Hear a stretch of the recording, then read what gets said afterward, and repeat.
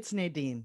Welcome to Notable Quotables, where we spotlight your favorite motivational quotes from the YOGI MD Podcast.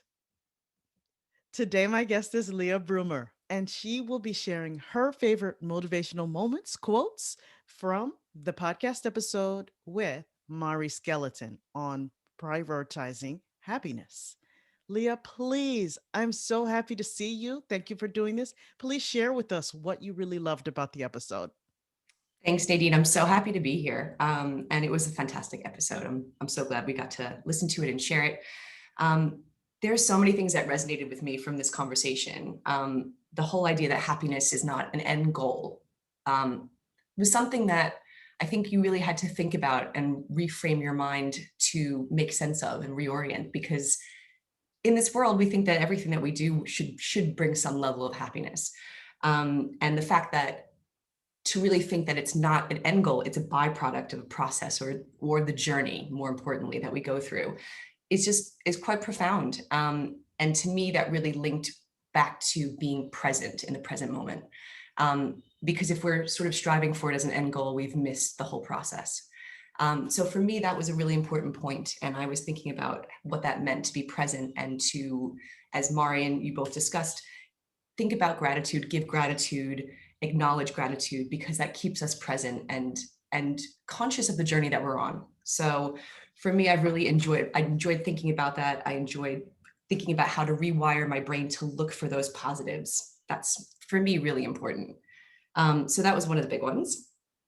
The other thing was, obviously, she had her 3 foundations, which are so useful and so important and applicable. Again, we talk about happiness, but we don't really, know what that means tangibly and how we can use that. Having those relationships, having that meaning and purpose, having your well-being being top in priority, really, really important.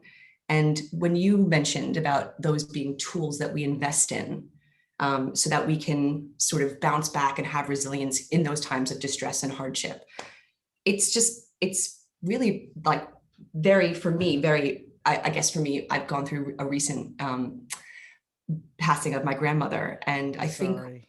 oh, thank you. No, I appreciate that. But on reflection of what that meant for me when going through hardship, I thought about exactly what Mari was talking about, how that resilience comes into play. And having those 3 foundations, having those relationships, that comes back to you when you're going through hardship. Those relationships surround you and lift you up. Having something that you love that gives you meaning and purpose, that even in those dark times, you still have something that moves you forward.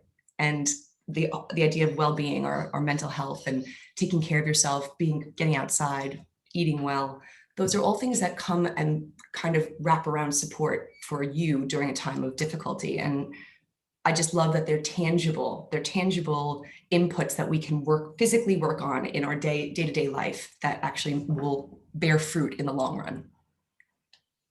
Thank you so much. I'm so happy. I couldn't be more grateful for your time and Yeah. energy, and I'm just delighted that you got so much out of the episode. Oh, I did. Maurice, I really did. she's spectacular. She is. She is. And it's lovely to meet you, Nadine. And I can't wait to start listening to your podcast, because I obviously didn't know about it. But now that I know about it, I'm Thank in. you. Thank you.